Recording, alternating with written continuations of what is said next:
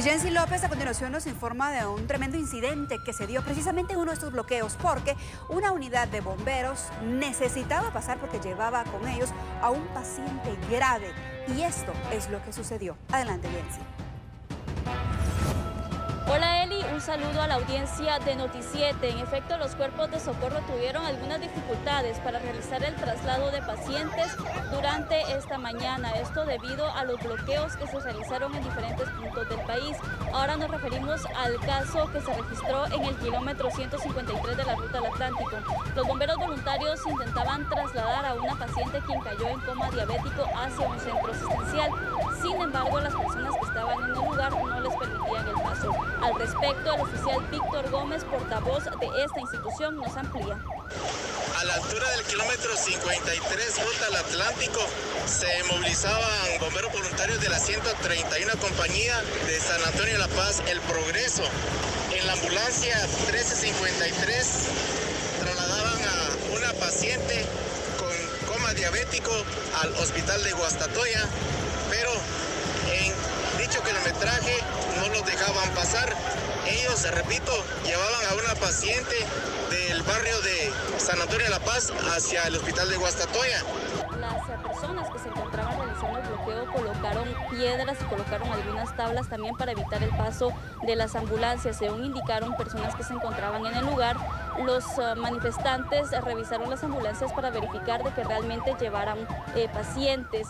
Según se indicó también, estas ambulancias se encontraban desde las 6 de la mañana en el punto y fue hasta las 8:30 horas cuando se les permitió el paso. En cámara, José Cotzajay con este reporte. Regreso a Estudios Centrales.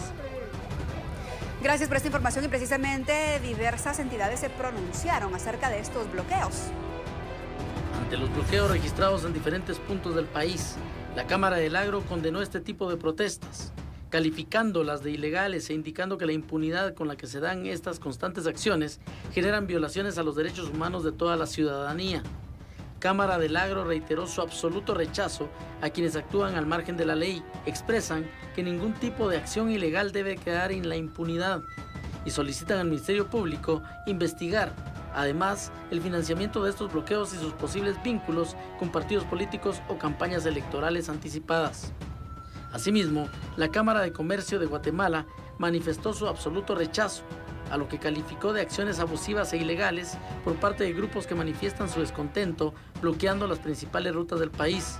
Según la Cámara de Comercio, se violan los derechos constitucionales, causando graves problemas a una gran mayoría de la población, que con su trabajo diario generan el sustento para sus familias. Finalizan reiterando que nadie es superior a la ley. En conferencia de prensa, el ministro de Economía, Antonio Maluf, también se pronunció sobre los bloqueos de carreteras, manifestando lo siguiente. Importante mantener la diferenciación entre lo que es una manifestación y lo que es un bloqueo. Realmente las manifestaciones son derechos de todos los guatemaltecos, siempre y cuando pues, no estorbemos el derecho de los demás, como son los bloqueos. Yo vivo por la Aguilar Batres y ahí estaban 10, 12 personas de la Universidad de San Carlos bloqueando el paso del Transmetro y luego se miraba que la gente iba a pie con tal de llegar a sus trabajos. ¿A quiénes estamos nosotros entonces con este tipo de bloqueos haciéndole daño? A las personas que más necesidad tienen. Y en ese sentido también hay pérdidas de los pequeños productores. Realmente debemos de manifestarnos, ¿cierto? Tenemos todos los derechos de manifestar, pero hay ciertas pérdidas económicas que los pequeños empresarios tienen debido a ese tipo de bloqueos, lo cual ya es algo ilegal que se está haciendo. Pérdidas millonarias generan los bloqueos, aseguraron directivos de Agexport. En términos de una paralización que se puede provocar por día, en el caso de las importaciones marítimas estamos hablando de 18 millones, que es más o menos el volumen diario que se puede perder en importaciones porque hace bloqueados en puertos que no pueden salir de ahí. En exportaciones marítimas estamos hablando de 32.4 millones. Estamos hablando solo que entre importaciones y exportaciones estamos prácticamente superando los 50 millones de dólares que pueden tener un perjuicio diario. ¿Eso a qué se refiere? Se quedan en los puertos, no pudiendo salir de los puertos, o no pueden ingresar a los puertos. En términos de lo mismo, si es carga perecedera, se pierde. Si es carga no perecedera, los contratos se pueden ver afectados. En términos de la carga terrestre, en exportaciones estamos hablando de 9.5 millones diarios, y en el caso de importaciones 11.5. Y más información, desprendimiento de tierra provoca daños en al menos 3 viviendas del Quetzal San Marcos. Y esta es precisamente la noticia del día. A consecuencia de las constantes lluvias del fin de semana, se reportan algunos incidentes, dentro de los que destaca un deslizamiento de tierra que afectó como mínimo 3 viviendas del caserío El Arenal, el Quetzal San Marcos. A causa de este suceso, 3 familias tuvieron que ser evacuadas porque corrían peligro y fueron albergadas, ya que sus viviendas quedaron dañadas en un 70%. Conred coordina para que hoy se realice la evaluación de daños y análisis de necesidades, no solo en las 3 viviendas afectadas directamente, sino también en los alrededores para prevenir alguna tragedia. Estamos de regreso en Noti7, gracias por acompañarnos. Y el presidente de la República anunció este fin de semana que para los próximos días vendrán a Guatemala 500,000 de vacunas por el mecanismo COVAX. Hemos logrado comprar vacunas, algunas se han atrasado. El mecanismo COVAX nos ha atrasado mucho. Las Sputnik que habíamos comprado ya se principió a regularizar las entregas, gracias a Dios, de Estados Unidos, de México, de la India. Israel incluso nos proporcionó unos miles de dosis. Estamos esperando para las próximas semanas una entrada de 500,000 de vacunas AstraZeneca que van a ingresar, que va a venir por el mecanismo COVAX, producto de esas gestiones y las buenas relaciones que Guatemala está teniendo con el mundo. Y la gente ha creído en nosotros y nos han mandado las vacunas, bendito sea Dios. Hoy el ICS, por ejemplo, tiene vacunas y está vacunando a los afiliados, especialmente en los sectores estratégicos, para que la economía no se detenga. El ICS está dispuesto a comprar 2 millones de vacunas, pero las gestiones desgraciadamente son de gobierno a gobierno. No puede haber intermediarios, o sea, podemos irnos directamente de una casa comercial, de este gobierno a la casa comercial para comprar directamente, y en esas estamos. Y desde el fin de semana ya acuden personas mayores de 30 años a vacunarse. Es Mabel Saucedo con los detalles. Durante el fin de semana se habilitó la posibilidad de que las personas mayores de 30 años puedan registrarse. Ahora bien, ¿qué pasa con la vacunación, al menos aquí en la ciudad capital, con relación a este sector de la población? El CUM ya comenzó a vacunar a mayores de 30 años. Ya se aperturó un nuevo grupo por edad para poder vacunar. Las personas arriba de 30 años ya pueden optar al registro en la página oficial del ministerio, y realmente nosotros pues ya las personas que están inscritas y que el sistema da opción a vacunarlos, de una vez lo estamos vacunando para tratar de ir ganando tiempo y que las coberturas de vacunación sean mucho más efectivas. Para la demanda todavía hay personas que incluso hemos recibido personas de la primera fase que no lo hicieron en su momento.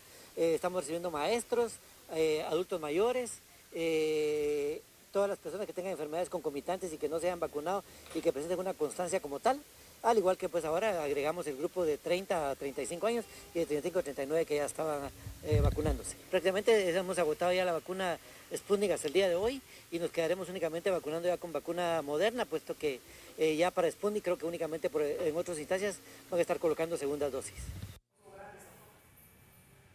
Según recientes estudios, estas serían las personas que deberían estar en prioridad para ser vacunadas con una tercera dosis. Estudios recientes señalan que las vacunas contra el COVID-19 brindan alta protección para prevenir complicaciones. Con el paso del tiempo, surge la duda sobre la posibilidad de dar también una tercera dosis como refuerzo en grupos de personas en los que no se desarrolla una respuesta del sistema inmune tras recibir el esquema completo de 2 dosis. La interrogante de muchos es quiénes podrían o deberían recibir una tercera dosis. Expertos señalan que las personas que han sido trasplantadas o que son inmunocomprometidas por alguna enfermedad deberían ser priorizadas.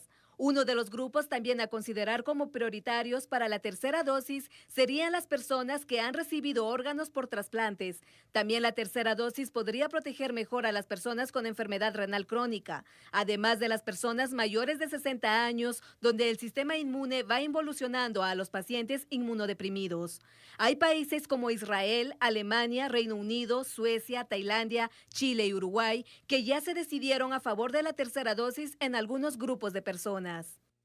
Estamos de regreso en Noti7, gracias por acompañarnos y por favor presten muchísima atención a la siguiente nota porque los hospitales de Guatemala están saturados hasta en un 95%, asegura el viceministro de Salud, que fue entrevistado por nuestra compañera Karen Juárez. Así es, gracias. Y es que persiste la preocupación entre las autoridades del Ministerio de Salud ante la saturación que se registra en la red hospitalaria a nivel nacional. El viceministro de Hospitales, Francisco Coma, daba a conocer que se han alcanzado los niveles de hasta el 95%. Escuchemos. Sí, desgraciadamente seguimos en una ocupación por arriba del 95% en toda la red nacional de camas graves y más o menos en un 61-62% de ocupación en las camas de pacientes moderados. Es una situación muy difícil, muy difícil. Miren, nosotros a lo que apelamos es al cumplimiento de lo que los semáforos establecen, ¿verdad? Y creo que los semáforos son muy claros. Nos dicen si un lugar tiene que tener un aforo específico, pues de alguna manera yo veo que el aforo no se cumple, entonces no ingreso. Las medidas que hemos venido repitiendo permanentemente de bioseguridad son fundamentales, pero de nuevo, miren, yo no sé si ustedes tuvieron oportunidad de ver este fin de semana, pero las fiestas continúan, las reuniones continúan y desgraciadamente, a pesar de que el Ministerio realiza supervisiones permanentemente, incluso ha impuesto una gran cantidad de miles de sanciones, los eventos continúan. Entonces, a lo que apelamos es al hecho de que en determinado momento, si yo puedo evitar ir a una reunión, lo haga, porque el nivel de contagio es sumamente alto. Las autoridades de salud han hecho el llamado a las personas que ante cualquier síntoma acudan a un hospital o a una cita médica para poder determinar el tratamiento a seguir y no esperar a que las complicaciones se hagan presentes, dado a que de 4.000 casos de COVID-19 que se presentan, aproximadamente 500 personas solicitan atención hospitalaria. Es ahí donde se presenta la saturación en los centros de salud. Hoy es el Día Internacional de los Pueblos Originarios y en Quetzaltenango se realizó un acto especial del que nos comenta a continuación Froilán Rodríguez. Adelante. La Comisión de Cultura y el Sistema de Educación Bilingüe Intercultural, en compañía de representativas de la belleza indígena de la ciudad de Quetzaltenango, realizaron un acto protocolario en donde se agradeció a los 4 puntos cardinales de la tierra, la riqueza de la naturaleza y el porqué de estos pueblos sigan siendo parte esencial del país, recalcando que aún faltan espacios para ejercer sus derechos. Es la celebración del Día Internacional de los Pueblos Originarios o Pueblos Indígenas del Mundo. La ONU lo ha decretado en años pasados y por supuesto que aquí en Quetzaltenango, haciendo acopio de lo que reza la Constitución de la República, un país multicultural, multiétnico y multilingüe. En esta celebración, las autoridades ancestrales son parte fundamental de las ceremonias.